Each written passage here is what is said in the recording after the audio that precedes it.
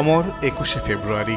বাঙালির সকল লড়াই সংগ্রামের প্রেরণা আসে যেখান থেকে। তাই দিনপঞ্জির হিসাবে ৭৩ বছর কেটে গেলেও সর্বোচ্চ শ্রদ্ধা আর ভালোবাসায় পালন করা হয় দিনটিকে। ২১-এর প্রথম প্রহরে কেন্দ্রীয় শহীদ মিনারে পুষ্পস্তবক অর্পণ করেন রাষ্ট্রপতি মোহাম্মদ শাহাবুদ্দিন।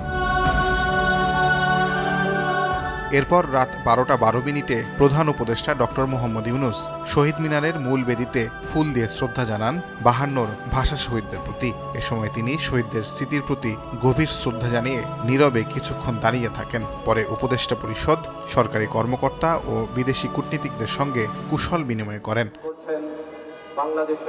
রাষ্ট্র ও সরকার প্রধান বিদায় নেয়ার পর প্রধান বিচারপতি সৈয়দ রেফাত আহমেদ ফুলেল শ্রদ্ধা নিবেদন করেন শহীদদের আত্মত্যাগের প্রতি।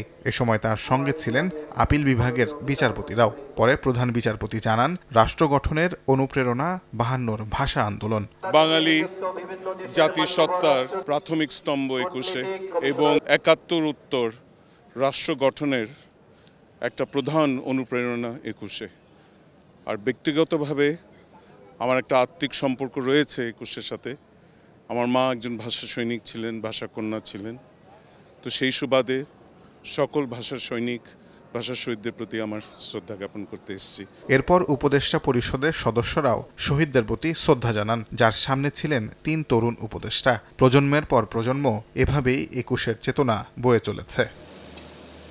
এছাড়াও ৩ বাহিনীর প্রধান একসঙ্গে পুষ্পস্তবক অর্পণ করেন শহীদদের প্রতি। এরপর বিদেশি রাষ্ট্রদূত ও কূটনীতিকরা একযোগে সম্মান জানান ৫২ ভাষা শহীদদের প্রতি।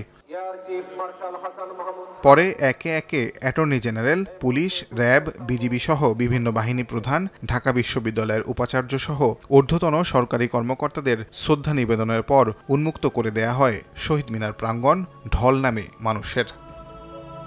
বাংলাকে মাতৃভাষা হিসেবে রক্ষার জন্য ৫২তে বুকের তাজা রক্ত ঢেলে দিয়েছিলেন ভাষা শহীদেরা। তবে সে আত্মত্যাগের চেতনা কেবল ৫৬,০০০ বর্গমাইলের মধ্যে সীমাবদ্ধ থাকেনি, বরং ছড়িয়ে পড়েছে পুরো বিশ্বব্যাপী। ফলে পৃথিবীর ৭,০০০-এরও বেশি ভাষাভাষী মানুষের জন্য ২১ কেবল একটি তারিখ নয়, কেবল একটি সংখ্যা নয়, বরং আত্মমর্যাদার এক প্রতীক। কেন্দ্রীয় শহীদ মিনার থেকে তাজওয়ার মাহমুদ, সময় সংবাদ, ঢাকা।